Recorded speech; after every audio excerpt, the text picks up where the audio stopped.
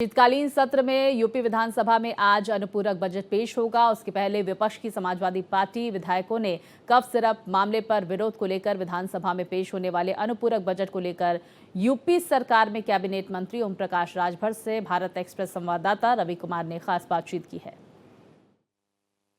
उत्तर प्रदेश सरकार में मंत्री ओम प्रकाश राजभर मेरे साथ मौजूद है। आज अनुपूरक बजट पेश होगा, क्या कुछ देखिए, विकास के लिए जो सरकार कटिबद्ध है, प्रदेश के विकास के लिए, तो बजट की जरूरत पड़ती है। इस नाते अनुपूरक बजट आज पेश होगा ताकि विकास में कहीं बाधा न पड़े। विपक्ष का हंगामा चल रहा है, क्या कुछ कहेंगे? जिस तरीके से विपक्ष ने धरना प्रदर्शन, ये सब ड्रामा कर रहे हैं, फोटो खिंचवाने के लिए, चैनल पर चलने के लिए, और कोई बात नहीं है। सरकार लगातार कार्रवाई कर रही है, घुसपैठियों को लेकर, SIR को लेकर लगातार सरकार ने कल भी एक बड़ी बैठक की। देखिए, सरकार अपना काम कर रही है, विपक्ष अपना काम कर रहा है।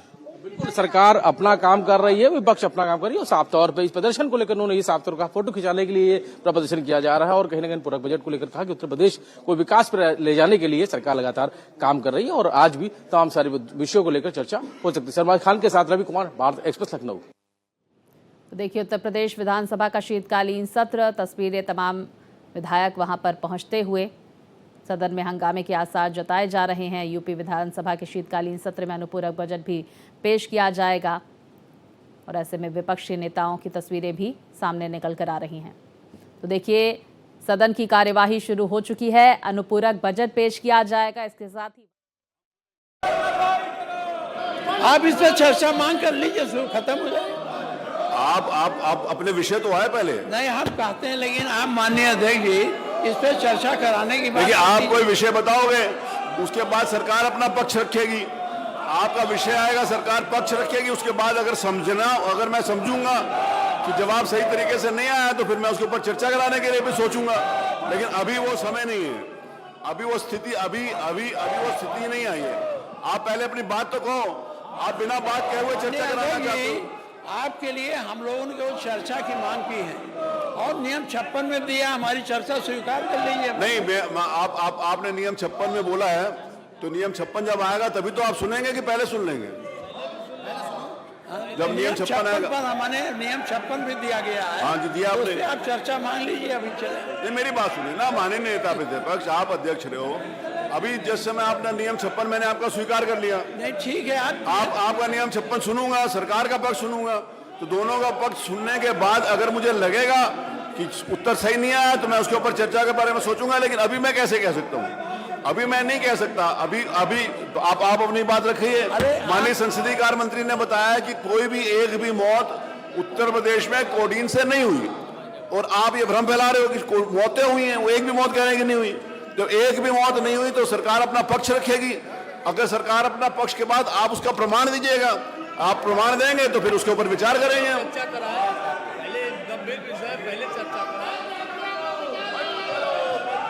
नहीं, आपने बात करनी है तो करिए, नहीं तो भला जाए। मेरे पास बहुत अच्छा तरीका 12-20 तक का। चलिए प्लीज, चलिए कमाल भाई, चलो प्लीज, चलिए हो गया, चलिए। हैं, गंभीर विषय चर्चा कराएंगे ना? नहीं, अगर गंभीर विषय है तो आप चर्चा चाहते हैं, आप नियम 56 के अंतर्गत अपनी बात कहिएगा ना जब आएगा तो। व्यवस्था यह है कि जिस समय नियम 56 आपका स्वीकार किया है, नियम 56 आएगा तो आपकी बात सुनेंगे। चलिए। नहीं, मैं पहले कैसे कह सकता हूं किसी बात की चर्चा का? विषय आया नहीं, ना आपने विषय रखा है, ना सरकार ने जवाब दिया। दोनों तरफ से जब तक नहीं आया तब तक मैं चर्चा कैसे मान सकता हूं? नहीं, आई एम सॉरी, मैं नहीं मानूं। आप अपनी बात रखिए, सरकार का पक्ष आएगा उसके बाद विचार करेंगे ना। ऐसे कहां से होता है कि चर्चा करा ले? आप मेरी बात सुनिए। आप इतने विद्वान हैं, एक सेकंड, आप इतने विद्वान हैं, एक सेकंड, आप इतने विद्वान हैं और आप माननीय नेता प्रतिपक्ष जो अध्यक्ष हैं, उनसे आपने कौन सी चर्चा के ऊपर नोटिस दिया है? एक सेकंड, आपने कौन सी चर्चा के ऊपर नोटिस दिया है? आपने कोई नोटिस दिया नहीं और वेल में आकर कहते हो चर्चा कराइए। चलिए अपने स्थान के ऊपर चलिए। 56 दिया, मैंने उसको स्वीकार किया। चलिए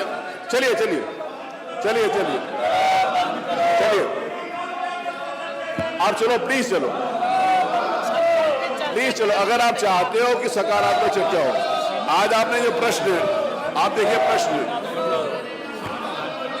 प्रश्न आप देखिए, प्रश्न चिकित्सा से संबंधित है, सारे महत्वपूर्ण विषय हैं, आयुष से संबंधित है, चिकित्सा से संबंधित है, खाद्य सुरक्षा से संबंधित है, बाल विकास से संबंधित है, सारे महत्वपूर्ण विषय हैं जिसके ऊपर प्रश्न लगे हैं। आप चलो प्लीज प्लीज, कमाल भाई, माननीय नेता मुख्य सचेतक, चलो चलो, माननीय नेता सदन, सॉरी माननीय नेता प्रतिपक्ष, माननीय नेता, अब चलो हो गया, आपका विषय आ गया, चलिए हो गया, माननीय शिवपाल जी बोले चले, चलो चलो हो गया शराब मत दो उनको, चलिए 5 मिनट और चलने, चलिए हो गया भाई, हो गया 10 मिनट हो गया, आप वो कर दो, चलिए प्लीज, अब मैं इससे ज्यादा टाइम नहीं देता हूँ, मेरे को आगे, मैं आगे निर्णय लेने के लिए विवश होऊंगा तो फिर पीछे वापस नहीं आ पाऊंगा। चलिए प्लीज, प्लीज, मैं आपका नियम 56 लूंगा, आप उसके ऊपर आप अपनी बात कहिएगा ना, आपको बात कहने का अवसर है, बैठ जाओ, आप कहिएगा, चलिए प्लीज चलिए, चलो।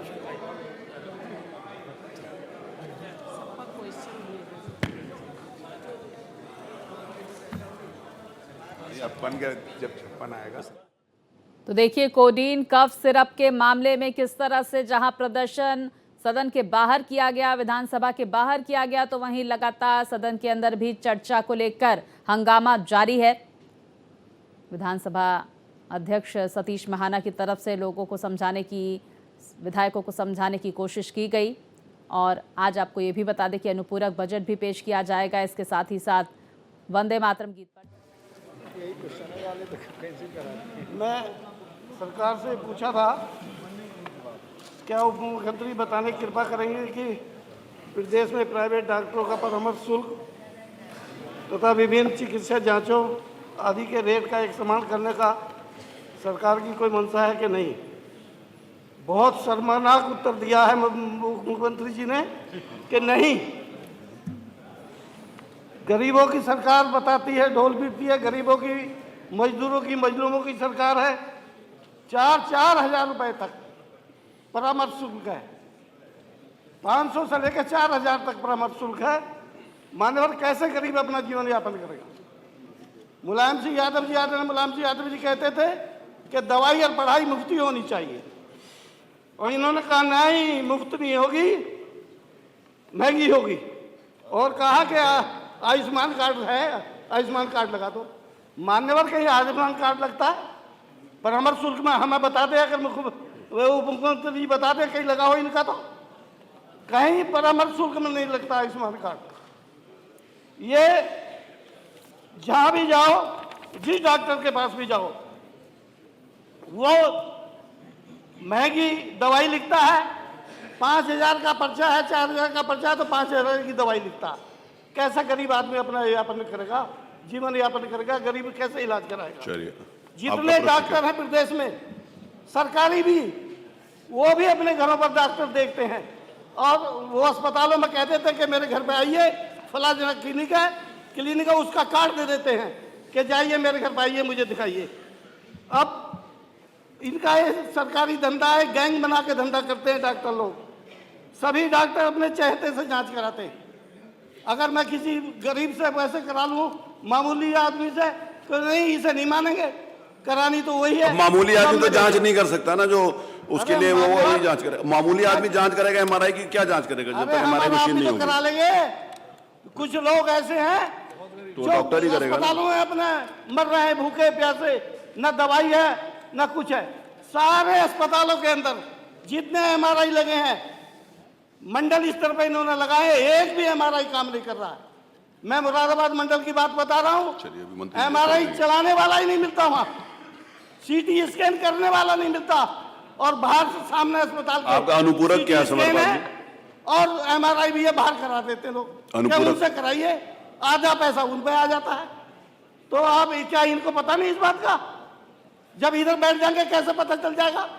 हमारी तरफ आ जाएंगे तो पता चल जाएगा कि भ्रष्टाचार हो रहा, उधर बैठ के पता नहीं चलता इनको। जब आप इधर बैठे थे तब आपको नहीं पता था? मैं अस्पतालों के जरूरतमंदों को इलाज फ्री में कराया जाए। वही बात आती है दवाई और पढ़ाई, ये तो फ्री होनी चाहिए।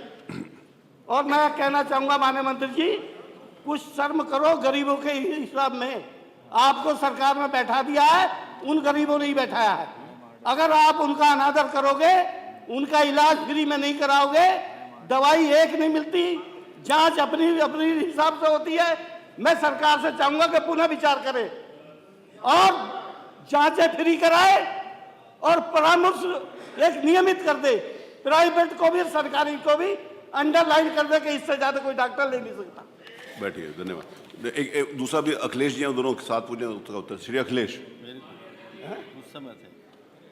इनका भी नाम है ना उसमें, दोनों बात दोनों एक साथ उत्तर दीजिए। गाँव से चल करके बड़े शहरों की तरफ अपने मरीजों को लेकर के लोग आते हैं और आपके सरकारी अस्पतालों में बेड नहीं मिल पाती। मजबूरन लोग अपने मरीजों को लेकर के प्राइवेट हॉस्पिटलों में जाते हैं। प्राइवेट हॉस्पिटल का खर्चा इतना बड़ा है, डॉक्टरों के फीस को लेकर के, अल्ट्रासाउंड को लेकर के, MRI को लेकर के, तमाम जांच केंद्रों की इतनी बड़ी फीस है कि आदमी की देन क्षमता से ज़्यादा है। और कभी कभी तो ऐसा हो जाता है कि मरीज अस्पताल के अंदर दम तोड़ देता है और लाश रोक करके प्राइवेट हॉस्पिटल के मालिक मरीज के तीमारदार से मांग करते हैं कि हमको इतना।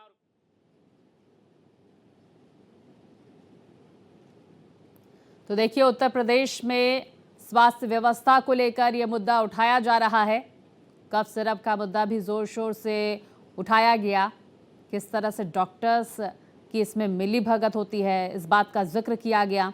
तो देखिए, कफ सिरप का मामला जिसको लेकर भारी हंगामे की तस्वीरें सदन के अंदर और बाहर लगातार नजर आई थी विधानसभा में शीतकालीन सत्र के दौरान। और देखिए, आज अनुपूरक बजट पेश किया जाएगा। तस्वीरों में उप मुख्यमंत्री बोल रहे हैं, सुन लेते हैं। के जवाब में हमने विस्तृत रूप से लिखित जवाब दिया है। हमारे प्रदेश में सभी स्वास्थ्य विभाग के अस्पतालों में निःशुल्क चिकित्सा व्यवस्था उपलब्ध है, जांचें भी उपलब्ध हैं, दवाइयां भी उपलब्ध हैं। दवाइयों की किसी भी अस्पताल में कोई कमी नहीं है। जो स्वास्थ्य विभाग का इंफ्रास्ट्रक्चर है, मैं सदन के माध्यम से प्रदेश के सभी लोगों को आपके माध्यम से बताना चाहता हूं। माननीय अध्यक्ष जी, हमारे पास 5000 की आबादी पर स्वास्थ्य आरोग्य मंदिर अब्लिक सब सेंटर उपलब्ध हैं, जो 5000 की आबादी पर अपनी पूरी क्षमता के साथ काम कर रहे हैं। वहां 98 प्रकार की दवाइयां निःशुल्क हैं, 14 प्रकार की जांचें हैं, जच्चा बच्चा के लिए सारे वैक्सीनेशन की सुविधाएं उपलब्ध हैं, नॉर्मल डिलीवरी के लिए ANM भी वहां उपलब्ध रहती है। इसके अलावा जो प्राथमिक स्वास्थ्य केंद्र हैं, जिनकी संख्या 3500 के लगभग है, चाहे बड़ा आदमी हो चाहे गरीब आदमी हो, सभी व्यवस्थाएं निःशुल्क हैं।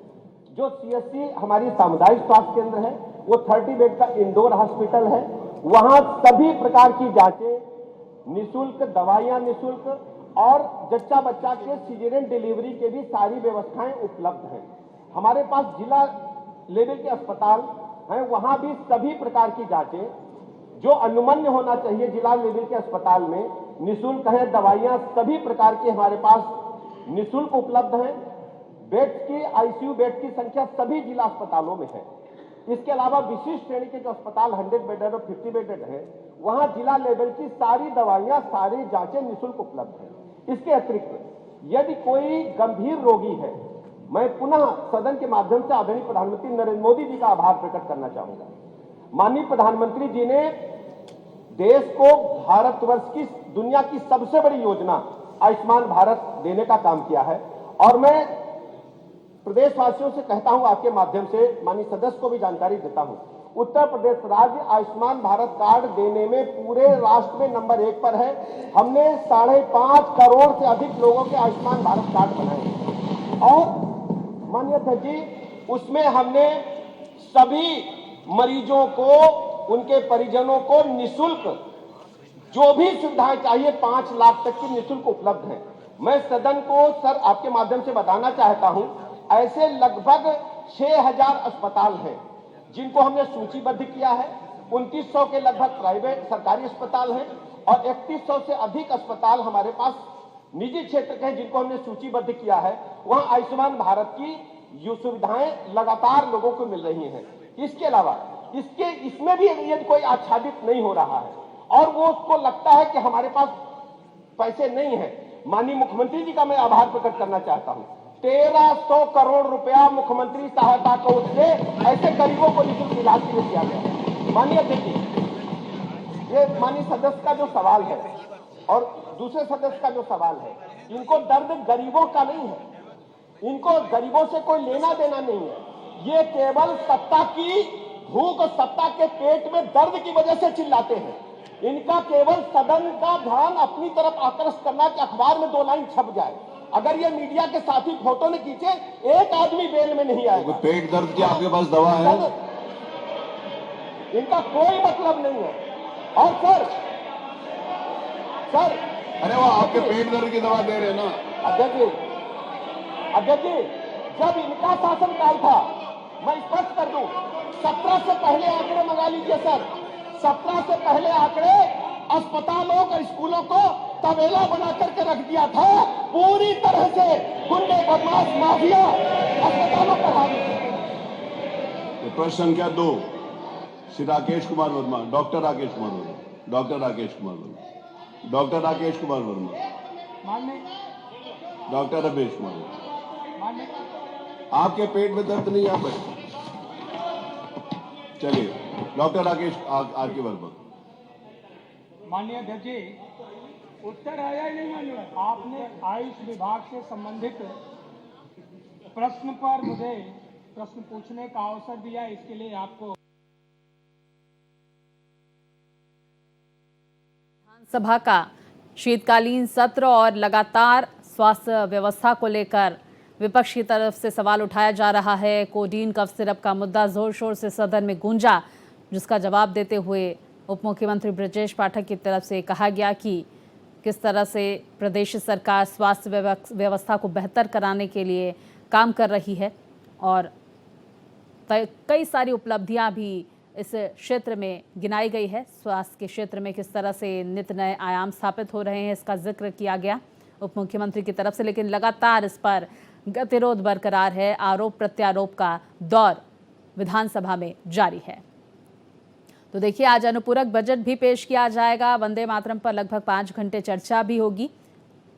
तो देखिए, शीतकालीन सत्र यूपी विधानसभा का, जिसमें भारी हंगामे की तस्वीरें। देखिए, ये उस वक्त की तस्वीरें जब कार्यवाही शुरू होने से पहले कोडीन कफ सिरप का मामला, जिसको लेकर विपक्ष सदन के बाहर, विधानसभा के बाहर हल्ला बोलता हुआ नजर आया, हंगामा करता हुआ नजर आया, हाथों में तख्तियां लेकर, शीशियां लेकर कुछ इस तरह से विपक्ष की तरफ से प्रदर्शन किया गया है। और देखिए, ये 2 तस्वीरें सामने निकल कर आ रही, किस तरह से सदन के बाहर हंगामा हुआ, और ये दूसरी तस्वीर आप देख सकते हैं सदन के अंदर हंगामे की ये तस्वीरें, किस तरह से भारी विरोध कोडीन कफ सिरप के मामले में देखने को मिला।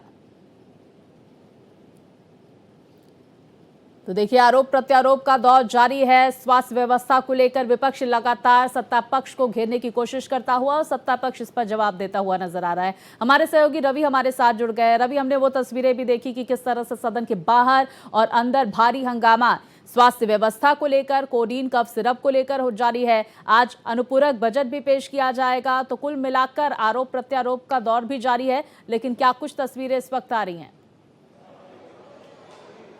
बिल्कुल, अगर हम बात करें तो आज विधानसभा के शीतकालीन सत्र के दौरान जो पहले से ही आसार थे कि विपक्ष है वो कफ सिरप को लेकर हंगामा कर सकता है, और कुछ वैसा ही देखने को मिला। हालांकि उसके पहले यूपी कैबिनेट की बैठक की गई और जिसमें अनुपूरक बजट पेश किया गया, यानी कि उसको प्रस्ताव को पास किया गया।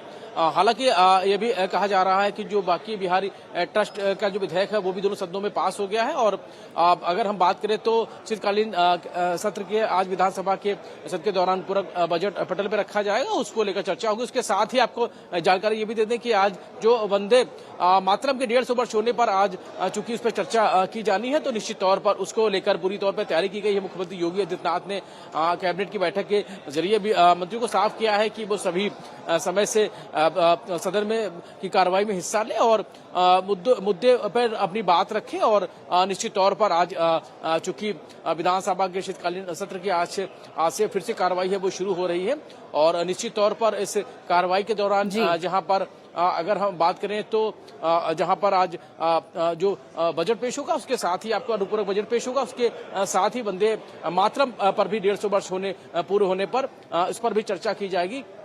हालांकि सत्र की जो शुरुआत है समाजवादी पार्टी के जो विधायक थे वो पहुंचे हैं और उसके बाद उन्होंने धरना प्रदर्शन किया। कफ सिरफ के मामले पर उन्होंने जरूर अपनी आवाज उठाई और सरकार को घेरने का प्रयास किया। वहीं सत्ता पक्ष की जरूर इस पर जवाब दिया गया और ये भी साफ किया गया है कि विपक्ष वो फोटो खिंचाने के मकसद से ही विरोध करता हुआ नजर आया है। जी बिल्कुल, देखिए स्वास्थ्य के क्षेत्र में किस तरह से लगातार आरोप प्रत्यारोप का दौर जारी है। विपक्ष सवाल उठा रहा है, सत्ता पक्ष इसका जवाब देता हुआ नजर आ रहा है। आज अनुपूरक बजट भी पेश किया जाएगा, इसके साथ ही वंदे मातरम गीत पर 5 घंटे लगभग चर्चा होगी। बहुत शुक्रिया रवि, तमाम जानकारी हमारे दर्शकों तक पहुंचाने के लिए।